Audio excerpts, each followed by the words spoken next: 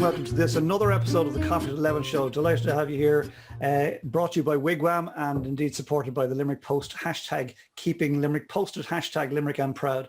And it's my very great pleasure to introduce you to our very special guest for this morning, Joanna Ryan-Purcell. Joanna Ryan-Purcell, say hello, cheers with your coffee mug.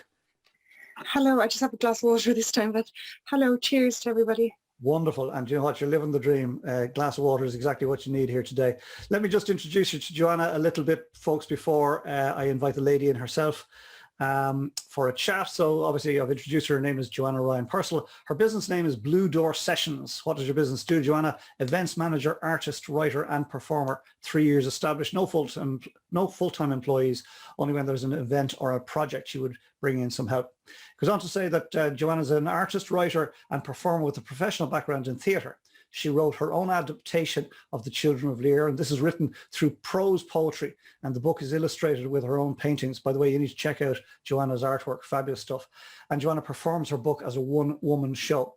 In 2018, Joanna founded the Blue Door Studio, which she opened in Nenagh. This is a creative space where workshops, performances and exhibitions take place. Joanna then started organising music events called the Blue Door Sessions, and this has become one of Joanna's prime interests with the Blue Door. And here's something very interesting, something nobody knows about you, Joanna. She says, I can see and talk to the spirits of plants and trees. And I can safely say that that's a first on the Coffee at 11 show. Looking forward to picking up that. Joanna, it's a great pleasure to have you here. Thank you for dropping into our humble cafe. And Dorothy, your mother, you're very welcome. Listen, we can and we will Google Blue Door Sessions, Nenagh, Joanna Ryan-Purcell, art, etc. However, we want to get to know you first. So would you oblige and bring us back to those early years? Who was little Joanna Ryan? Well, hello, everybody, and thank you. So I suppose, firstly, the factual information. I spent my first 14 years of my life down in a little village called Emly in South Tipperary. And then when I was 14, my family and I moved up to Cloughjordan in North Tipperary. So who was I as a little child? I was a bit of a wild child, to be honest. I grew up with horses. I was always outside, always with the trees, out in the fields, the horses and a dog. A dog was always my best friend. So that's something that is close to me, as a dog. So I've always had one dog. I've had 3 of my own dogs throughout my life. So, and at the moment I'm dogless, but sometime when I'm more in a position to take care of a dog, I will get another dog when the time is right. So I was always painting and doing little bits of writing and stuff when I was a child. Like I said, always outside. This is something I say to a few people, not a lot of people, but I spent a lot of my childhood on my own because we grew up in the countryside. My brother has autism and he was always inside with the computers, and anytime he played with me, he had to win. So that was the way it was. So therefore, my dad was working and my mum was, doing her jobs too. So I spent a lot of my time on my own. And so now I am the result of an unsupervised imagination, is what I sometimes say, which can be a good thing and can be a bad thing. I suppose, I would have always made up stories for myself when I was a child and act them out in the fields and pretended my dog was some characters. And one thing I used to do a lot is my pony would just be out in the field and I'd run up to him, I'd jump up on him, no saddle, no bridle, nothing, just me, and gallop around the field with him. And I remember there was this branch in my old home in Emly where, because you see, I had a very good pony, you see, so he responded when I asked him to do things. So I was able to, just with my legs and just by pushing his shoulders, I was able to guide him under this particular tree. And I used to gallop, grab the branch, and then I would whip off. And that was just my entertainment for the day, seriously, just by doing that. And I used to stand on his back while he walked and trotted around the place. And there was always another 1 or 2 horses there because my dad and my mother rode horses as well. So there was always another horse around. So This particular pony I'm talking about is called Cody. I got him when I was 10 and I sold him then when I was 12 because when I moved into junior level, which starts when you're 13, obviously, he just was too small to do any of the jumps or anything. So it was an absolute heartbreak. I had to say goodbye. But anyway, that's the thing about animals, I think, is that they teach you how to let go, and they teach you how to move on, and they teach you about grief. I actually heard somebody say that before, that animals teach you about grief, and it's a good point, So Cody, anyway, so he was a large part of my wildness, I think, in my childhood. And I had a dog called Colonel as well, who was half Dalmatian and half Labrador.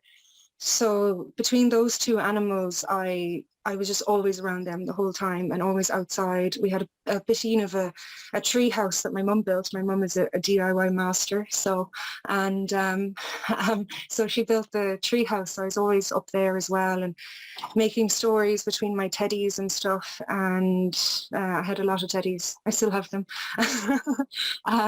And I always just mess around with paints and stuff. I remember I wrote this poem. Now I don't know it off the top of my head, so I can't read it out. But it was strange in a way, because I was only 12 or 13 and I wrote a poem about war and about losing somebody in war, which I can't really explain why or how I wrote that. But I wrote a poem, and I remember reading it to Mum when she was just outside working on something. And she was like, all right, okay, who wrote that? And I said, I did. What? You just wrote that? And then I remember I spent first year in Tipperary town, and then I spent the rest of my school years up in Nenagh, because I was that age when we moved up to North Tipperary. Before we go there, catch your breath. That's been a wonderfully exhilarating ride through fields and under trees and over hedges. That was wonderful. That was truly beautiful. Love that. I saw Kat even put it in the chat there. There was also an unsupervised imagination. What a wonderful phrase. Thank you. Boy, did you live it. Just wonderful. That was one of the richest introductions we've had on over 100 shows on the Coffee at 11 show. Thank you. Thank you, Joanna. Just a couple of things, if I may. You spoke about your brother having autism, and he had to win when you played games. For what it's worth, that happens with brothers who don't have autism as well. Brothers need to win. Loved what you said about animals teach you how to let go, move on, and they teach you about grief. My goodness, there's depth in that. I'm watching Donald O'Leary, our resident sage, nodding away to that. And this poem, Biteen, by the way, that's a great word. Kathy Mera, who was joining us until schools reopened in the States, she used to zoom in at 6 a.m. from New Hampshire. And Kathy, if you're listening to the replay, Biteen is a small bit. Biteen of a treehouse is a small treehouse, right? So the poem that you wrote about war at the age of 12 or 13, I couldn't believe you said that, because, believe it or not, yours truly also wrote a poem when I was 12 or 13 about war. No idea why. And it got published in the local paper. So there you go. Wow. And the only reason I know that is my mammy reminded me, because she kept it. Mammies are great. Mammies are great. Mammies are great. That was beautiful. That was wonderful. Thank you. Loved the bareback riding, using the shoulders and your legs to guide them. Loved the fact that you lashed them under a tree and grabbed hold and weaved on. Wonderful stuff. Wonderful stuff. Right. I think we've moved north, and we're up in Cloughjordan now, and secondary school is beginning. Is that right? Yes. So I think I'll go into the sad bit now. So again, I don't want to go into some sob story or anything here, or play the victim or anything, but I'll just say the story at the same time. And I'm not one for sympathy or anything, but whatever. So down in South Tipperary, I was part of a pony club called Scarteen Pony Club, and it was amazing. It was, all the kids there were all, there were farmer kids, and they were all salt of the earth and sound and solid, and we all just had fun, and that's all it was about, was just fun.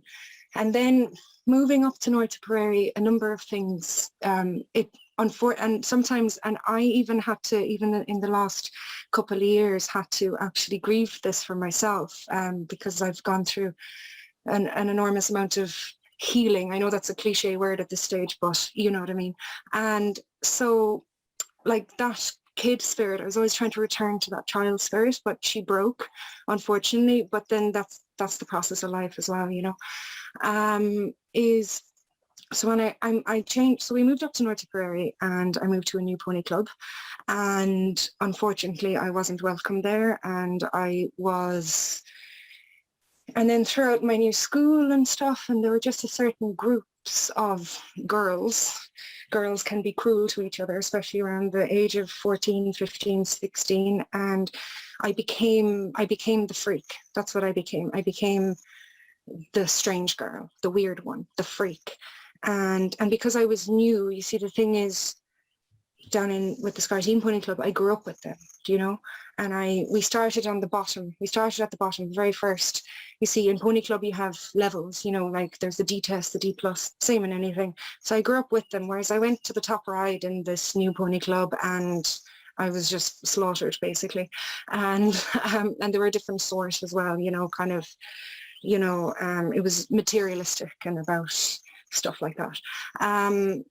And then, so I started my summer up in North Tipperary with that pony club, and that knocked me down before I went into school.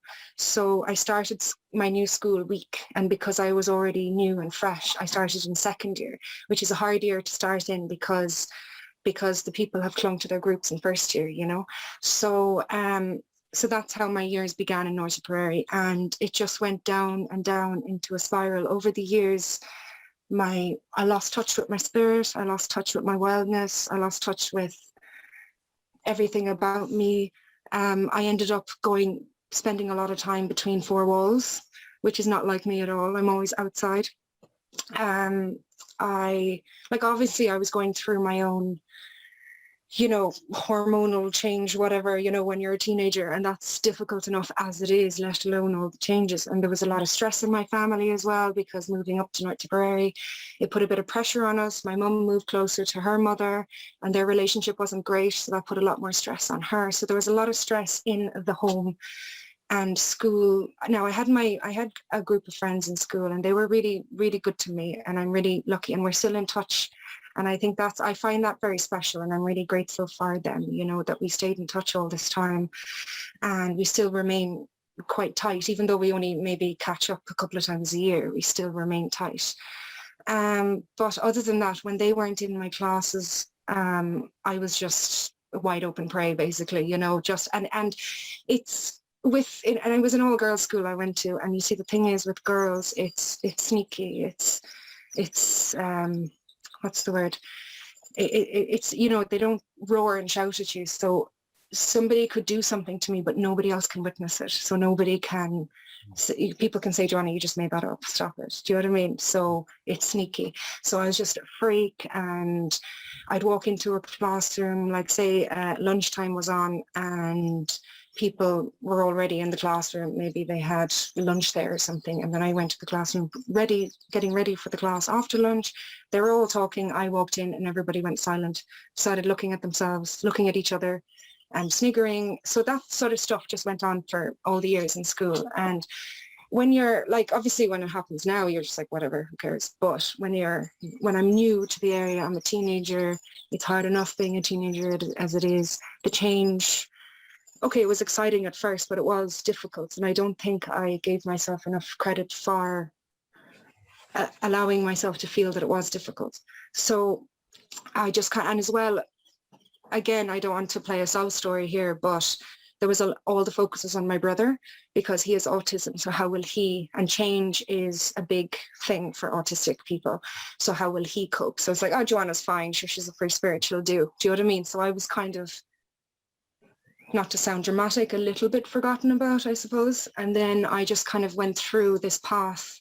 I went down a path on my own, and I broke and I broke and I broke and down, down, down, down. And then I went off to college. Then when I was 19, I went to Bray to study theatre, and I thought, woohoo, like I'll find people who are like me, and yay, I won't be a freak anymore. Woohoo. Joanna, if I may just interrupt, if you don't mind, just to reflect back on that chapter. And there's no pity here. There's definitely empathy. It's not sympathy, but there's definitely empathy. Thank you for sharing. One of the wonderful things, dare I say, about the Coffee at 11 show is we have this place where people feel open to being open, like you've just been, and being vulnerable.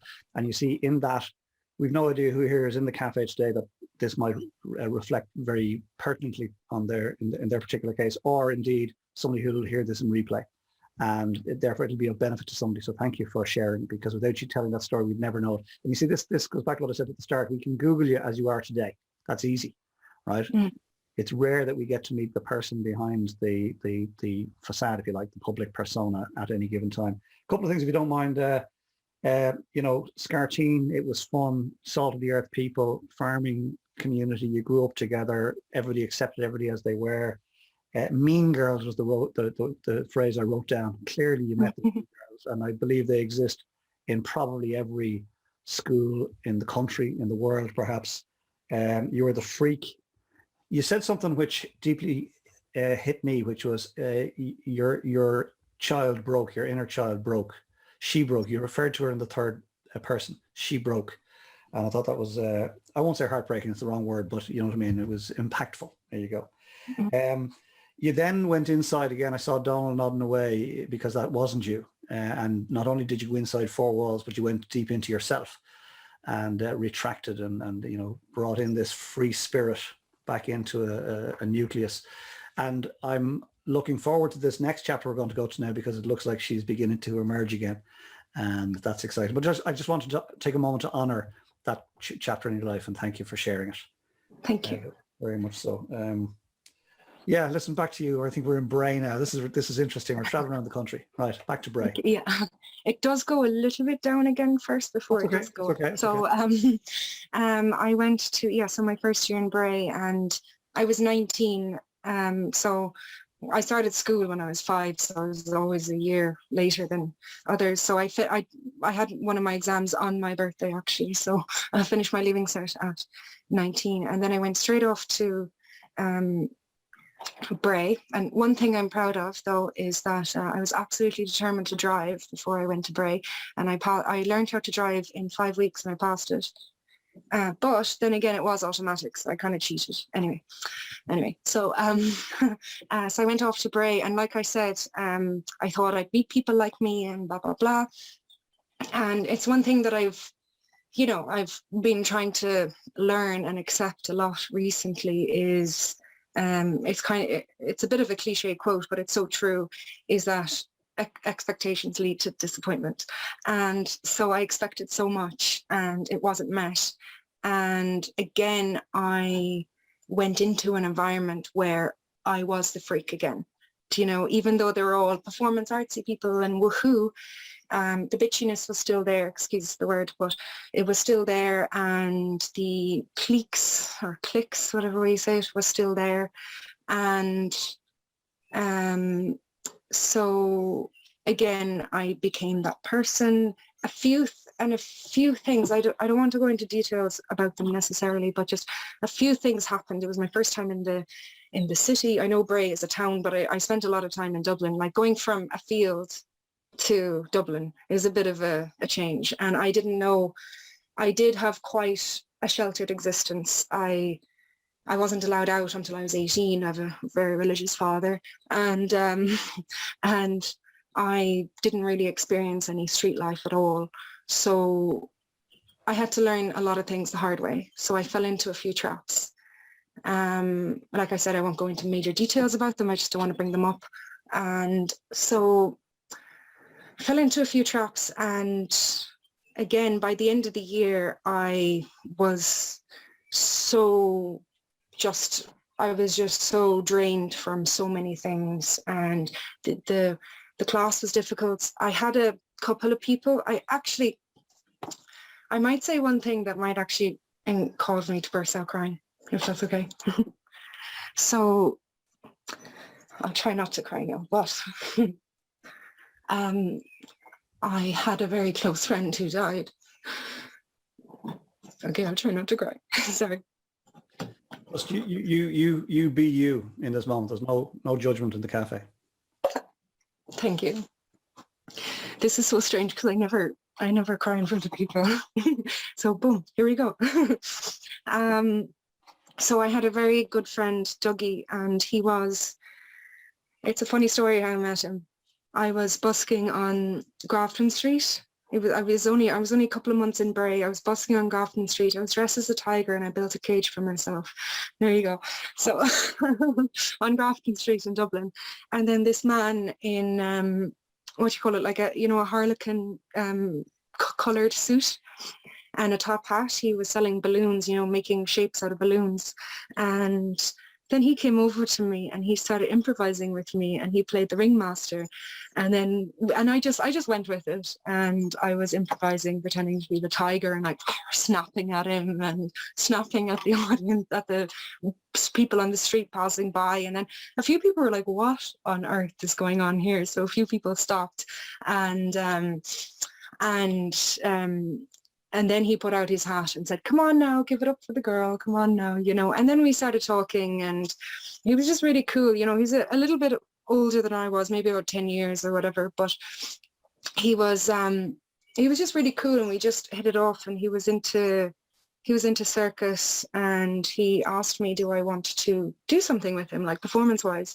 And so I was like, yeah, sure, that'd be cool. And then he actually, it's a really nice memory that I have. He actually brought me to a circus, so we can just, have a look at it and get some ideas. And one of his ideas was he would be on stilts and he would be a puppeteer and I would act as a puppet. So I would just be like, whatever, do all that movement underneath him, and he'd have strings attached to me. That was one of our ideas that we were going to do.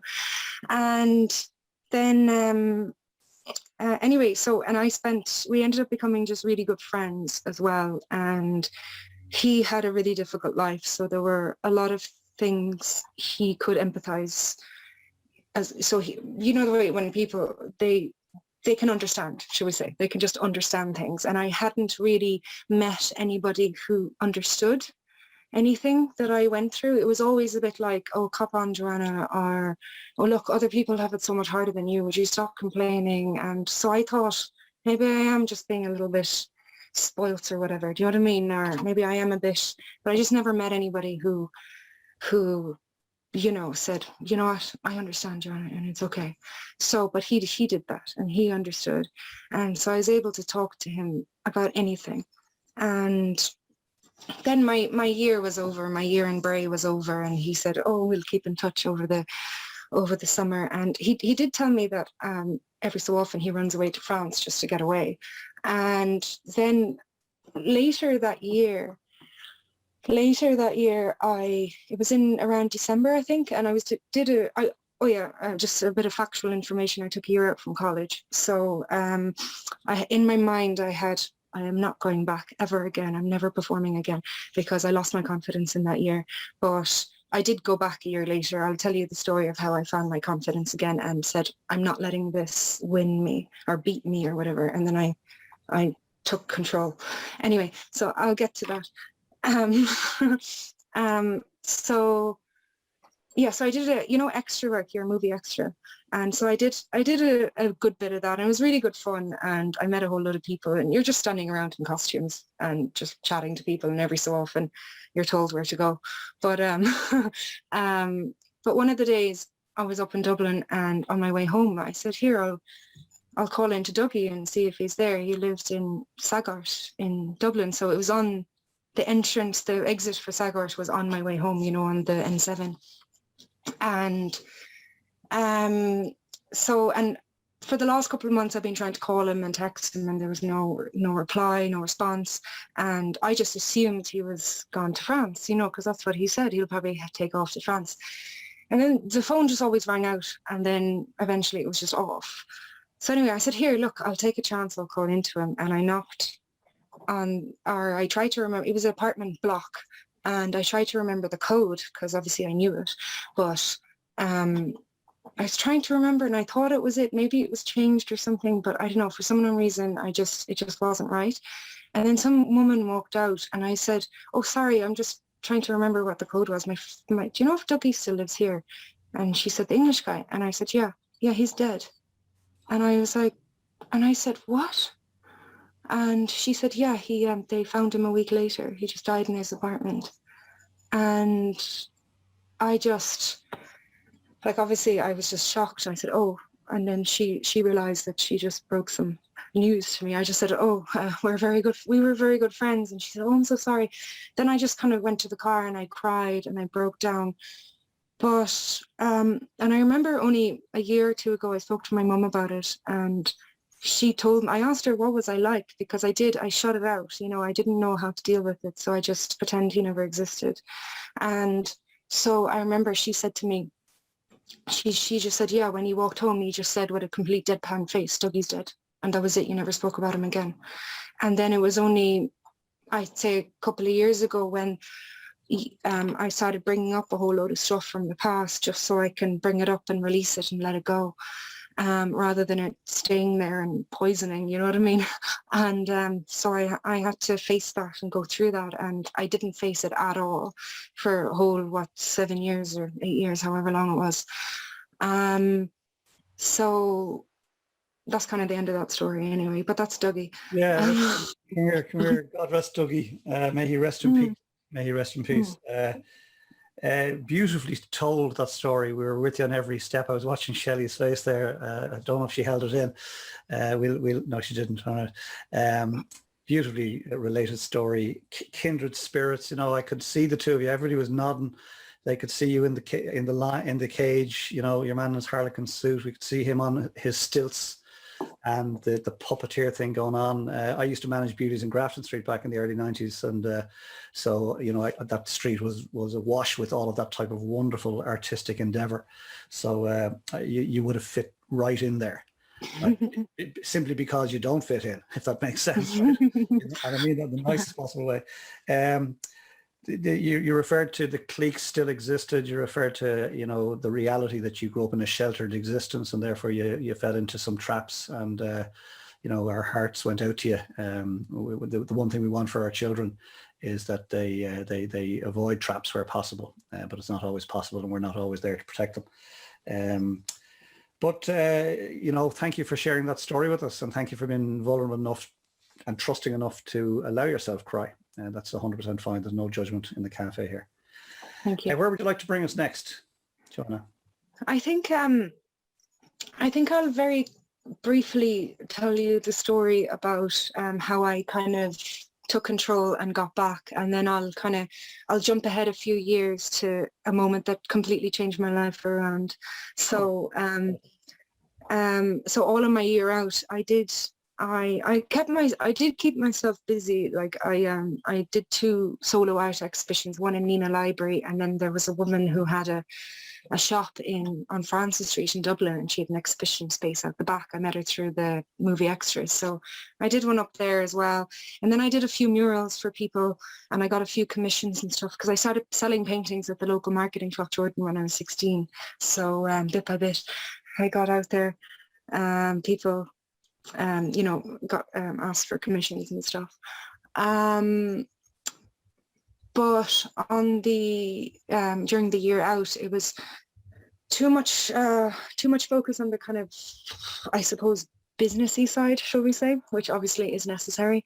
But whatever happened anyway, look, I told myself I'm never performing again, and that's something that I always loved: theatre, performance, you know, whether I'm on the stage or not, just the being around performance. And because I told myself I would never do that again, a part of myself died, I suppose, shall we say. Well, not really, just went to sleep. So I was doing the murals, and yes, I love painting, and I love telling my story through painting. And the murals were great, and they were a great experience, but it just got to a point where it just wasn't feeding me anymore. Do you know that kind of way? It was just, I was just drawing something that somebody else wanted. And because I didn't have performance, and because I didn't have any other outlet to do anything that was for me, I was just slowly slipping away more and more. And then,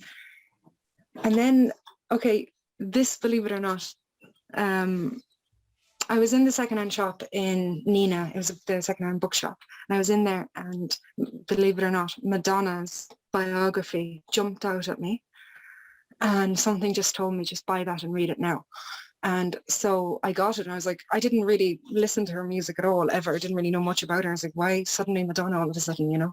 And so I read her book anyway, and it was really, really inspired me. And now I don't agree with anything like that she's become or whatever, but just her music, I preferred her 80s version. But anyway, we'll leave, that's a different topic altogether, so we'll leave that alone.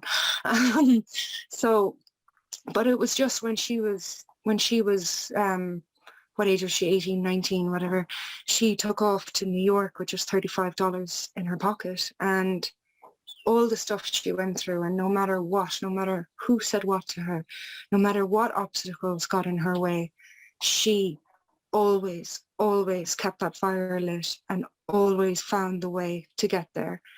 And I just said, if she can do it, so can I. So I got my fire back, and I said, you know what, I'm not letting anybody stop me. And I just said, I'm not going to let anybody's opinions of me stop me. And that's when I made that decision. And I went back to Bray. I went back to this college, and obviously I went to a new class because I had took a year out. So it was a new, fresh bunch of people. And I went with the mindset of, I'm not here to make friends. I'm here to get through, come out the other side, and then continue with my life. And so I went in with that attitude, just no expectations to meet anybody. And then they turned out to be the best people ever, I had the best 2 years. And there were 9 of us, just 9 of us. And we became like a big bunch of siblings, basically.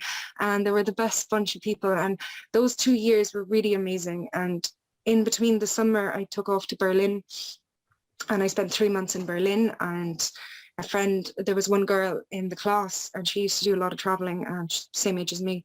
She did a lot of traveling, and I said, oh, I'd love to. I was only 21 at the time, and she said, oh, you should like go here and go there. And I was like, oh yeah, but like this is me coming from a field in a little country village, and completely sheltered existence, and I just got a one-way ticket to Berlin and spent 3 months there. Yes. I was like, so it's just like, fantastic. You know, these are I just wanted to do it, so just go. And I had one friend there, one man I knew that I met in Cloughjordan, and I didn't mention him, but I met him when I was 16 at the local markets, and he's American, and he lived in Cloughjordan for a while, and then he moved to Berlin.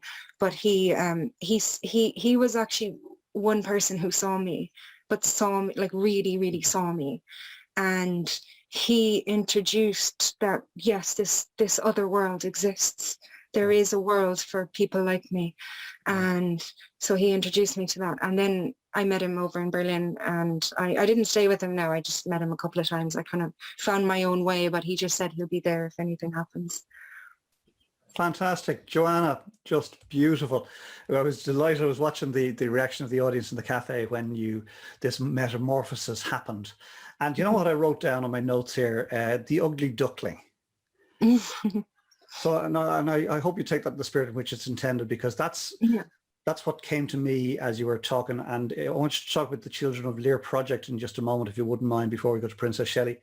But you know, you were, dare I say it, the ugly duckling. You didn't fit in. They didn't get you. They didn't understand you. They pecked at you for years, and yet you've beaten them all, and you've emerged this beautiful swan, and you're your own woman, and nobody can take you down because the power is within you, and it is just lovely to witness. And that's what, you know, thank you for bringing us on that journey with you. That took a lot. That took a lot, because you know, you've come in to meet some strangers. Now new friends, by the way. We're part of your extended sibling gang. Heart emojis above the cafe. Tell us about the Children of Lir project, if you wouldn't mind, Joanna, because it's written from a very different perspective. Yes, that's perfect, because it also involves the story of the massive change in my life. So I went on to my final year in Swansea in Wales, and I was processing the whole Children of Lir. But the 2 years that I mentioned, the really good 2 years in Bray, that the summer after, which was the 3rd year because I took a year out. Does that make sense? Mm-hmm. So and then that September I went off to Swansea just to finish off my degree so I did technical theatre over there. But that summer anyway, I got together with a couple of friends from my class, shall we say, and there was this old man that I met. I just met him at a coffee shop, and he writes plays and poetry and kind of as a hobby. And anyway, so he showed me a play he wrote about Finn McCool, and it was a comedy. It was a farce, really. So I just got a couple of the guys together and should we do this for fun? So we did the play. It was called Finn McCool Comedy in 3 Attempts, and it was really, and we all played 2 characters each, and it was complete and utter over the top melodrama, but it was really fun. But I didn't really know much about Irish mythology, so I started just picking up books and stuff, and I read The Children of Lir, and I remember it being read in primary school about the swans, and I remember it inspiring me. So I read the story, and it was Michael Scott's version I read first, and it was so beautifully written. Like, it's very close to the traditional story, and it was oh yes, there, my website, and it was yeah, okay, so it really grabbed me. And the thing that it was, so the character Fionnuala, she's one of the children. So just for people who don't really know the story, it's 4 children get transformed into swans by their stepmother because they're jealous, because the father loves the children more than he loves her, and they're cursed for 900 years on 3 different seas. So anyway, the second sea that they're on is called Shrunamila, which is the Straits of Moyle, and that is between Northern Ireland and Scotland.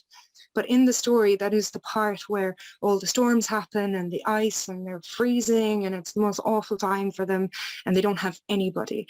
And then what happens is Fionnuala gets separated from her 3 brothers, and they, for all she knows, they could be dead. She doesn't know where they are. And the storm settles, and there is no sign of them whatsoever. And there's, in the traditional story, there is Fionnuala's lament, and it is actually quite a famous part of the story. Songs and poems and music has been written around it, but it was that part that really, really, really grabbed me, because I felt that's where I was. I was just, you know, swimming alone on this dark sea, and there was nobody around. So, but I connected with Fionnuala, but there was still something so pure and so beautiful about her, and the fact that she breaks free in the end. And I just thought, like, it wasn't a conscious decision. Like, I know I can think about it consciously now, but it was just, I followed my instincts. I didn't understand it consciously at the time, but essentially what was happening was, if I followed her story, then maybe I can break free too, because she breaks free. So, and like I said, I didn't consciously know that was happening. It was just such a strong urge within me. So I just thought and thought and thought about the story the whole time. And because there were swans, and because I did performance art, obviously I saw loads of beautiful movement and visualized movement on stage and blah, blah, blah. And that's kind of where it started for me. And then it was brewing when I was in Swansea. It was brewing in my mind the whole time. I came back home, and yeah, I came back home. So I'll just quickly say that story. So Swansea was a good education. I did technical theatre. I learnt a good bit about modern theatre, contemporary theatre, you know, so I learned an awful lot, and I saw a lot of theatre there. And obviously the British and the Welsh obviously would have higher standard than Ireland because they have more funding and la da da. Anyway, that's another story. But I lived, okay, so, and I know, like, it was a mistake of mine, and then blah, blah, blah, whatever, but it was something I wanted to experience. Was I got my own little condo, shall we say, my own little, studio apartment. So everything was self-contained, bed, kitchen, everything, and a little mezzanine going up to my bed. It was lovely. And that's all I wanted. I was kind of, just wanted my own space, shall we say, you know, naturally. And my intention of going to Swansea was I was just going to go there, get my degree and leave again. And so I spent a lot of time on my own, but I kind of, again, all the stuff that because I had such a good 2 years with the people in Bray, I didn't focus on any of the bad stuff that happened. But because I was sort of on my own and I wasn't performing, I was doing technical theatre. I was doing all the, you know, the paperwork stuff and whatnot. And performing is the thing for me where I don't think about anything, pain or anything, you know, it's the biggest escape for me. So of course, a lot of stuff crept back in. And so again, add a little bit more to the sob story. I came back a little bit down again. But there was, just on a practical level, a decision I made was, will I go to the city and, you know, audition and blah, blah, blah, the way they all do, or will I come home and will I focus on writing the story that I absolutely desperately want to do? So I chose that. And cities are not really my thing. Do you know what I mean? I'm not a city girl. I'm a country girl. And if I don't have enough of green grass, I start to starve. Anyway, so I came home and I started writing and I wrote it as a play first. That was my intention, to write it as a play. And there was a point where I got stuck. I was writing Aoife's story and the thing, I don't know if you know the series Once Upon a Time, and it's a series it's on Netflix now at the moment, but Regina, the evil queen, there's a huge thing on her in the series where but what made her evil and what happened to her. So that inspired me about Aoife. But what happened to her? Like, what's her story? She never gets a chance to tell her story. And also, when the children have been cursed and she's banished out of punishment, no, we don't know anything about her. She doesn't get any chance to tell her story. So I started focusing on her. And the thing about characters, when you really get to know characters, they bring up a lot in you, you know, they are you essentially, you know, you're writing your story through them. And they're the greatest mirror is a cliche word, but you know what I mean? They're the greatest mirror, and they're like a poultice as well. They bring this stuff out on you because you can disguise it as it's their thing, it's not mine, so it's easier to talk about it, if you know what I mean. It's easier to bring it up because it's them, it's not me. So I brought up a lot of stuff in her, but then I couldn't go any further. I couldn't write beyond that point. And then I have to be really honest about this. There were a lot of points in my life where I thought about ending things, and a number of times, but this time it came up extremely seriously and I just didn't know where I was going and I had no idea. And I thought, because I had so many wonders and dreams and la da da da da and I'll go to the big life, you know, all that sort of stuff, you know. And then I just thought, look, here I am with my degree over and I'm at home. It's over, like, it's what's ever going to happen to me, you know, that kind of way. And genuinely, it did. I just thought I know another thing as well was all the emotion. I had put on a good bit of weight because I wasn't performing and I was kind of comfort eating as well. I was eating my pain away, to be honest. So I put on a couple of stone and I came home and all this pent up emotion, my body was in pain. It was in so much pain, like my lower back, like I was in physical pain. My lower back was so sore, like even I had to sit in really awkward positions to just get any kind of comfort. And I thought, I'll just quickly say this, that my brother went down to Skull, where my uncle lives, and there he met a man, because my uncle knows him, a shaman called Charles Maguire. So my brother met him, and my brother obviously has his own journey of his own things, and he made a documentary about it, so about his autism. So you can look that up as well. But I won't talk about that. But Nicholas met Charles Maguire, and Nicholas was very shy and anxious and whatever, met him and then went for a session.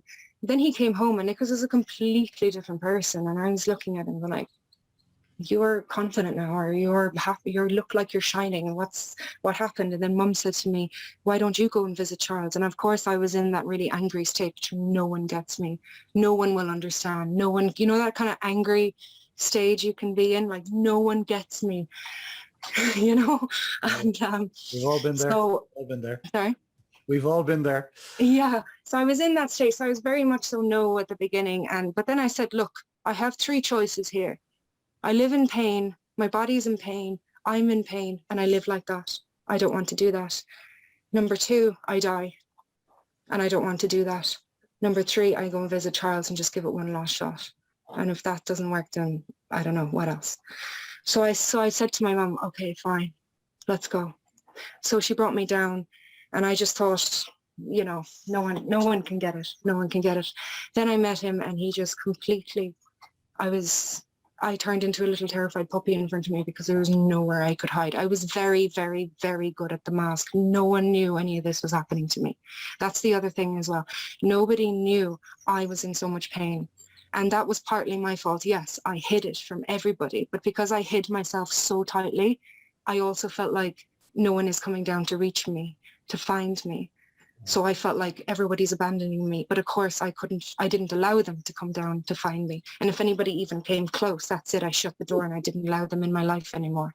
Do you know what I mean? Like I did not let anybody come near me. Yeah. So, but he saw me and there was nowhere to hide. And he was very, very, very direct, and I understand his tactics. That when I sat in front of him, I was speechless, and he's like, "So why are you here?" And I said, "To know, to get through the day." And he says, "Are you homeless?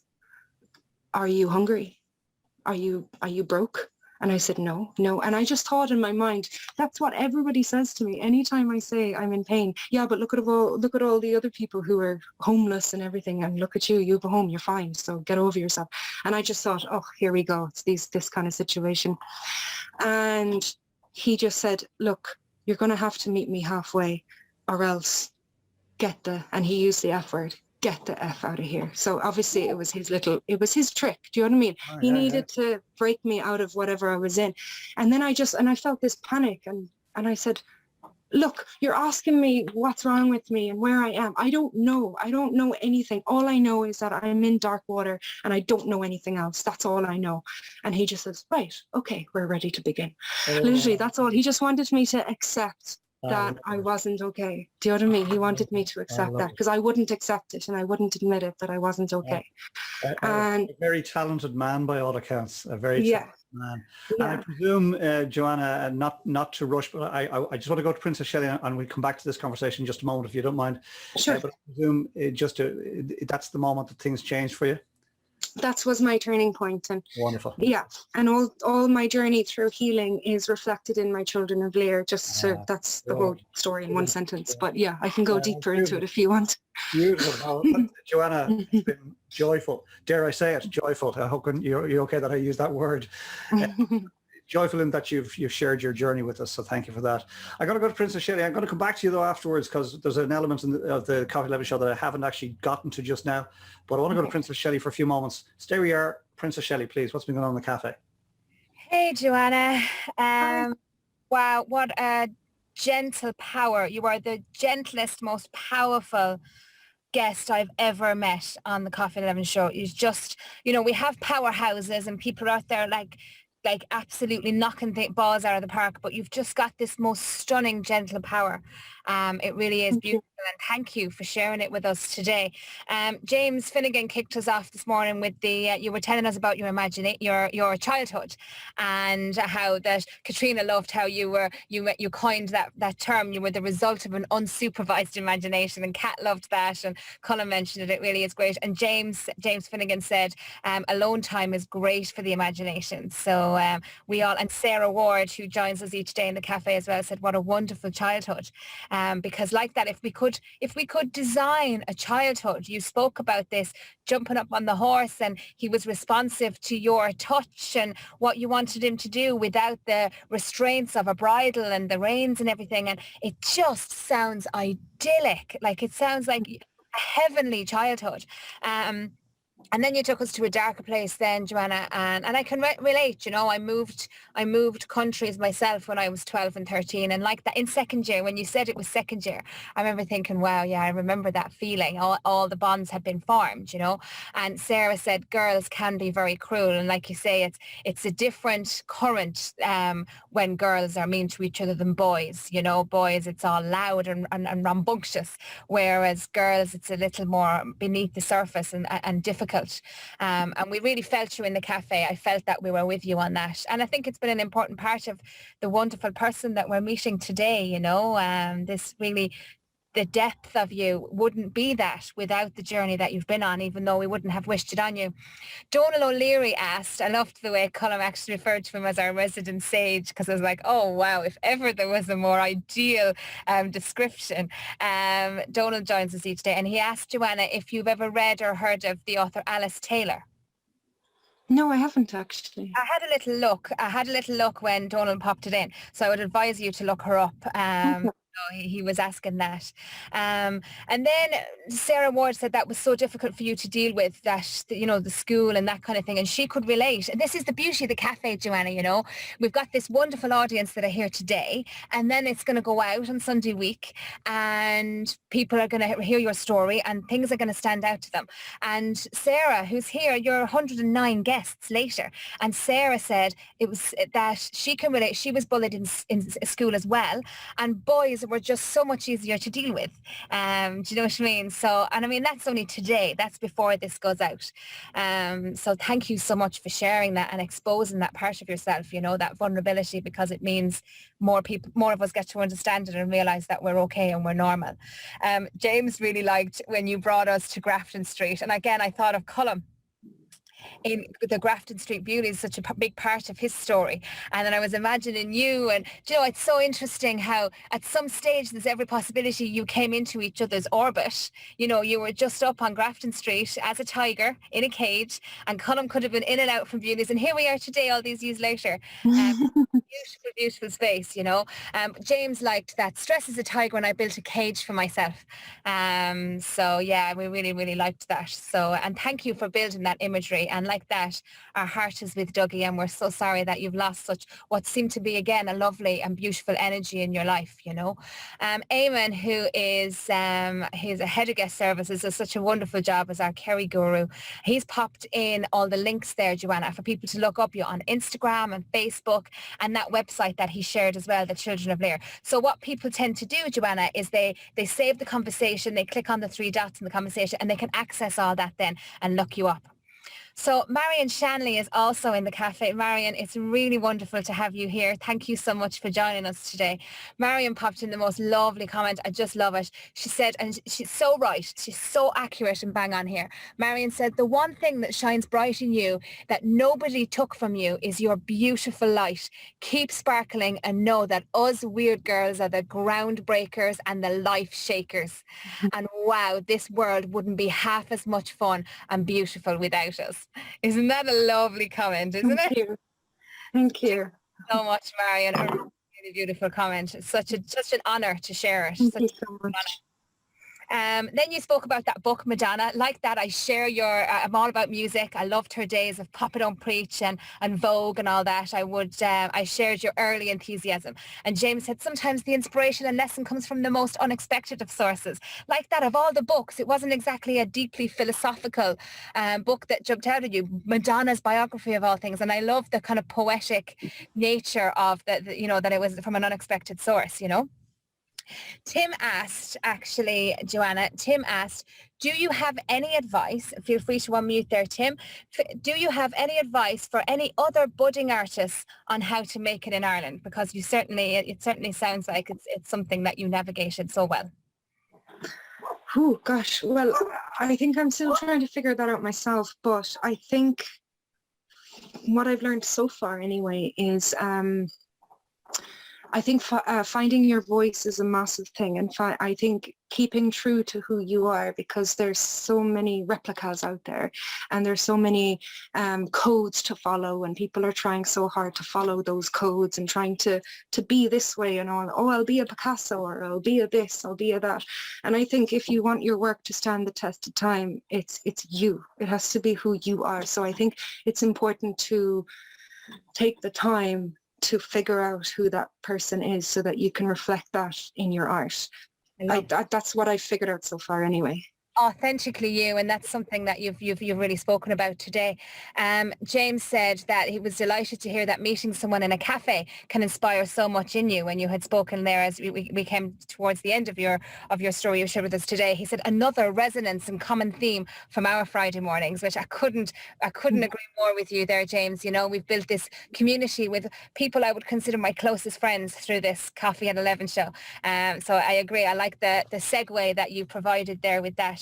So you then mentioned your brother's documentary. I loved the way you said you have to look that up as well. I loved that. And then, of course, Eamon, who is always so responsive to what's going on in the cafe, he's actually looked that up and shared some more information, an interview with Nicholas Ryan-Purcell there. And again, that's an invitation to our live audience here today to access that. So thanks for that, Eamon.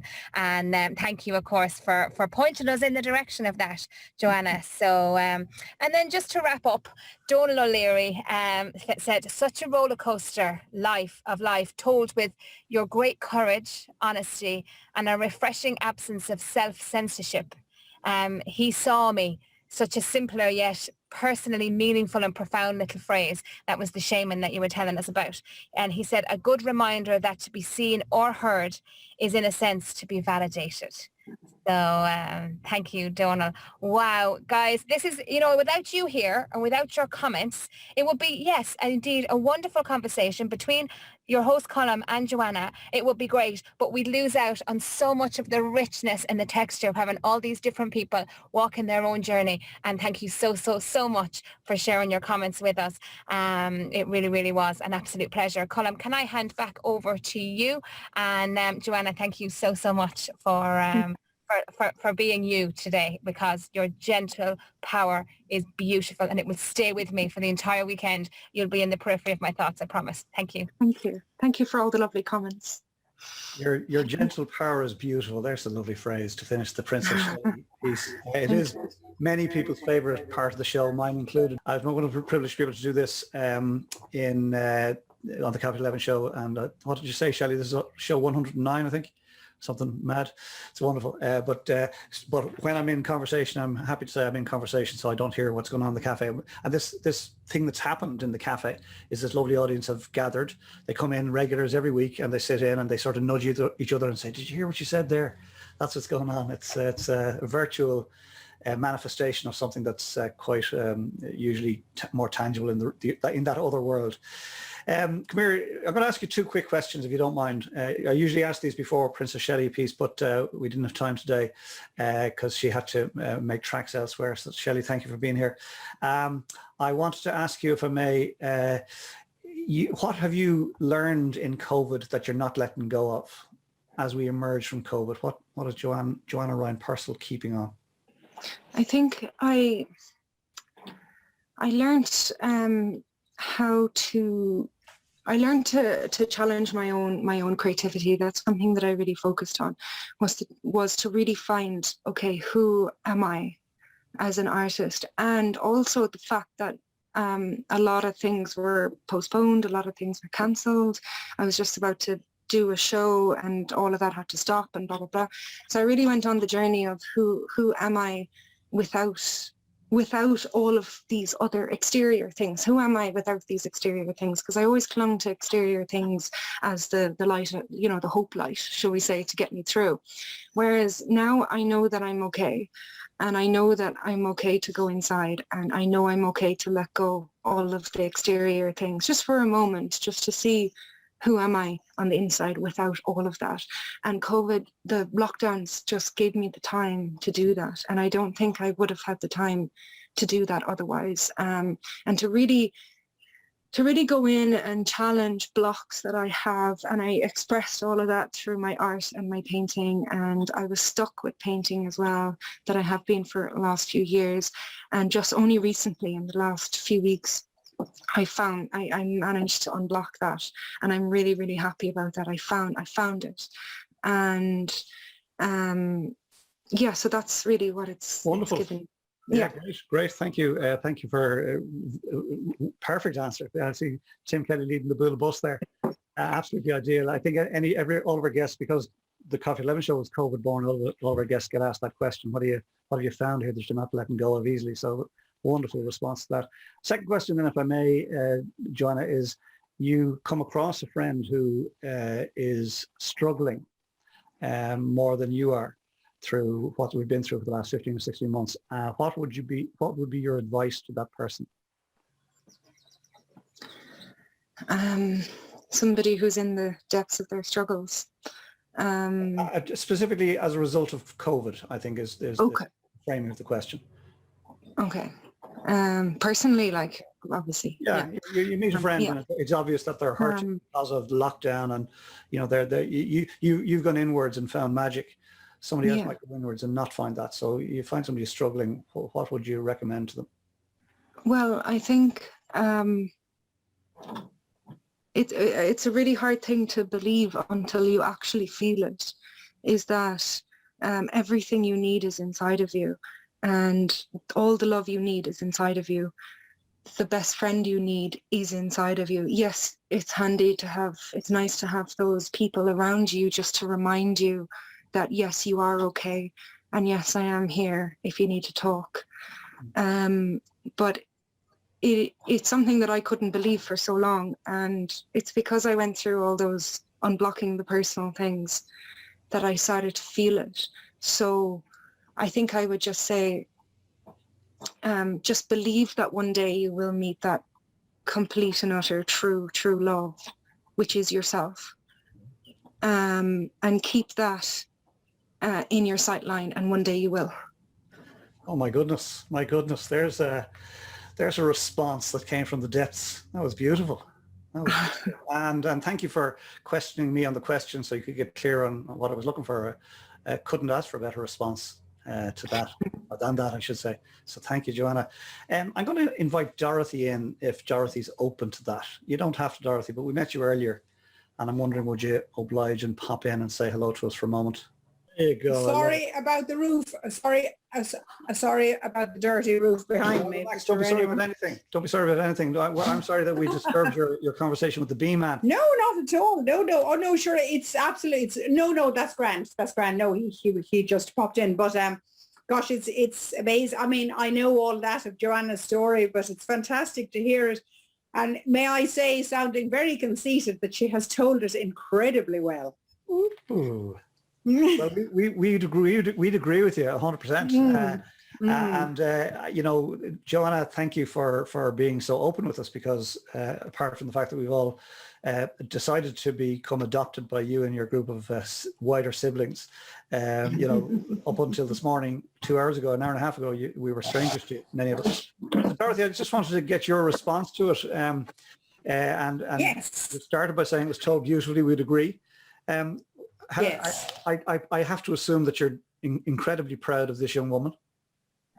Very, very proud. But I suppose I'm sorry that we didn't realise that we were too wrapped up in other things like Nicholas, and as Joanna said already, that the move up to North Tipperary was all focused on Nicholas and how will he survive. And sure, like that, Joanna said, as we just said, yeah, she's a free spirit, she'll be grand. But sure, we had no idea what she was going through. Yeah, and we can't turn the clock back at all. No. So there's no benefit in any of us beating ourselves up. No. You've all been open and honest with each other about it. It is in the past. A couple of things jump to mind. We moved from Dublin to Limerick in 1998, and our eldest was 12, around the same type of age that you would have moved from south to north tip. So I get that. Our son, who was a little younger at the time, but he was bullied through secondary school. I did a TEDx talk telling his story, and he had that pivotal moment where he had to make a decision which way he was going. Thankfully, he made the right call.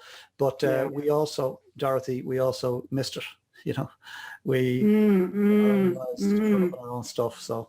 And as Joanna said, you know, I would have had a strained relationship with my mother, which I sort of overcame in the end, and she died. I mean, dare I use John Cleese's comment that she mercifully died on, well, for herself as well. She was in an awful lot of pain, and it was absolutely horrible for her. But she died in 2015, and Joanna was very bitter towards me because of the fact that I was, you know, I just didn't realize and anything, you know, and if she complained about something, I'd say, oh God, I've had a terrible day, just go away and what have you.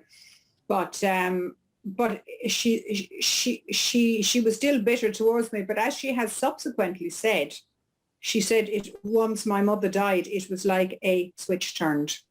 Wow. I was all focused on Joanna then, and everything was grand. But I am sorry. I obviously have a level of guilt, you know, for all that. But as you say, we can't turn back the clock. So and it's very much onwards and upwards. Are you huggers? No, you see, we were never huggers in our family, and I'm just not a great hugger. But Joanna is a good hugger, so she does make me hug every so often. Well, I was going to invite the two of you to hug as soon as the cafe closes, if that's okay. I'd like to. Oh yeah. No, spot on. Promises you do that. Pinky promise. Here we go. Pinky promise up the screen. Oh, a pinky promise. Yeah, pinky promise. All right. Dorothy, come here. It's been a pleasure. Thank you for being so open and honest and joining us here today. And you should and need to be really proud of this woman. Oh, unbelievably so. And I mean, the next chapter of her life is now just beginning, and we're so excited about it. Fantastic. And now we are too. We are too, having met you both. Great. Dorothy, thanks for popping in. Thank you. Been lovely. Thank you very much. Very much appreciated. Enjoy your hug. Enjoy your hug in a while, yeah? We will. Joanna, that was lovely. Thank you for allowing us invite your mother in there, because that could have gone anyway. Thank you. Come here. It really has been a lovely conversation, and I hope you understand the why I'm able to say that. I hope you feel the same. Yes, thank you very much for having me on, and I really appreciate hearing people's responses and comments and stuff, because it's nice to be told nice things, you know, because so it's nice to hear the reassurance that, you know, that I'm good. Joanna Ryan-Purcell, you're very good. You're very good. You're a good soul, and your work speaks volumes. And you know, continued success with it in whatever way you deem success to whatever way you deem that word to mean. Beautiful, folks. Come in, open up, have a chat, ask a question. Amazing show. Brilliant. Your heart is so amazing. It's just been powerful. It really has. There's something about the last series of the show has been really breathtaking. Every week it's been a really moving story. I think we hit a new height again today. And I just want to say thank you for your honesty and your openness. It's fantastic. Thank you so much. I second that, Joanna. Beautiful. We could easily have been here 2 hours. Beautiful. And I had the pleasure to kind of be mooching around looking for all your stuff to put up in your bios, and I highly recommend or urge people to check out your Facebook, Instagram, and your website. Beautiful, and your Facebook page, but beautiful. Your Instagram page, examples of your artwork, stunning. So well done you, telling your story and your journey through your art. What a gift you have. Bless you. Thank you so much. Joanna, you're better than good, girl. You're brilliant. Thank you. I love your fascination with swans. I've adopted a family of swans on my walks. Wow. And I know exactly the power they have over you. They're wonderful creatures. Yes. So good luck with your endeavors, and we look forward to following them however and wherever. Thank you so much, James. Thank you. Thank you, James. Donal, I'm sure I'd like to think that you'd like to be involved. Yes, I found that incredibly relatable. Thank you.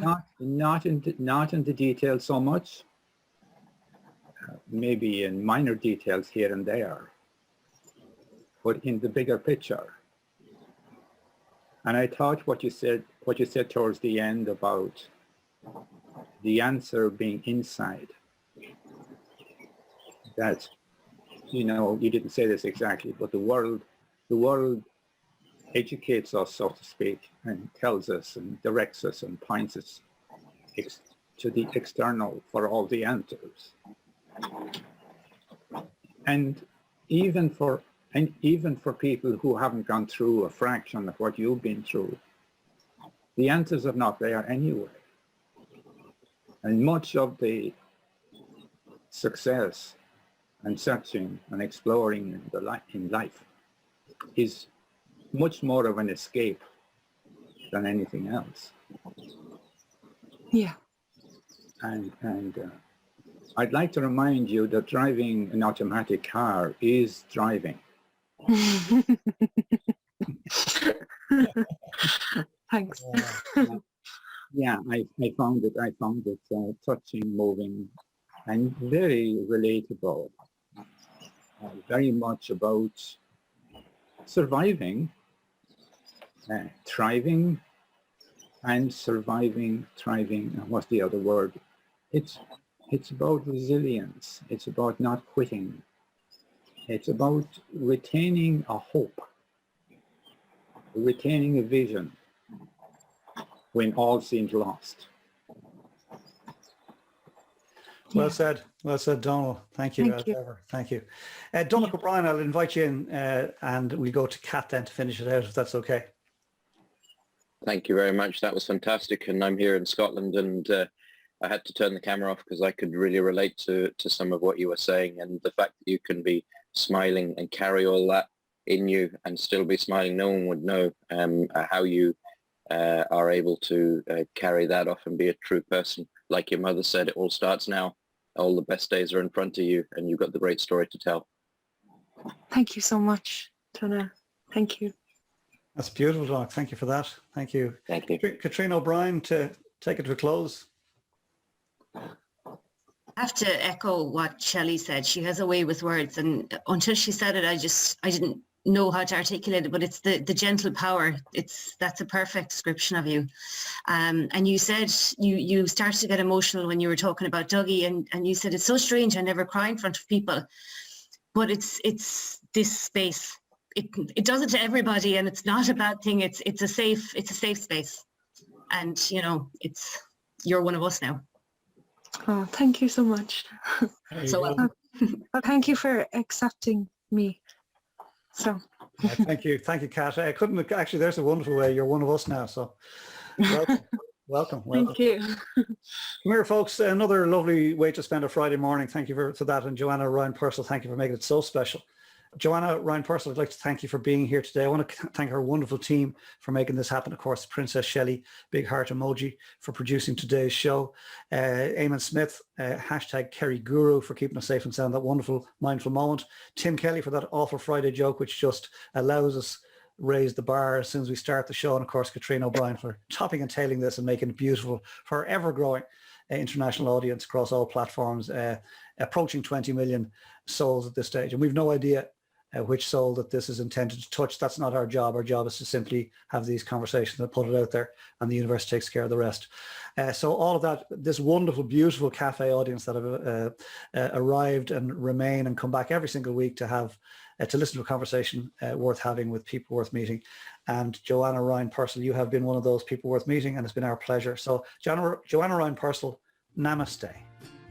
Namaste. Thank you.